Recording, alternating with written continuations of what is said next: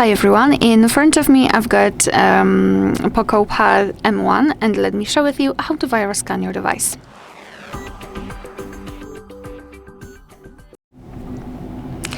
So let's begin with opening the security. This option is pre-installed, this app is pre-installed on your device. It is provided by the developer, so for sure you've got one.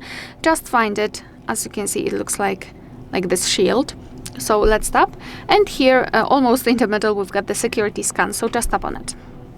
Just give the permissions, tap on agree, and now your device will basically scan itself in order to check any kind of viruses, any kind of malware, and any kind of risks which are made by, for example, the system update, as you can see in my case, etc.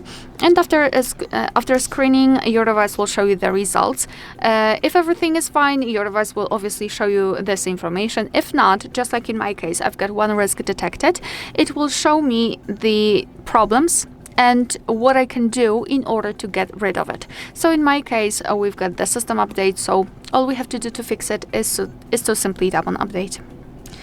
Alright, so that will be all. Thank you so much for watching. Please hit the subscribe button and leave the thumbs up.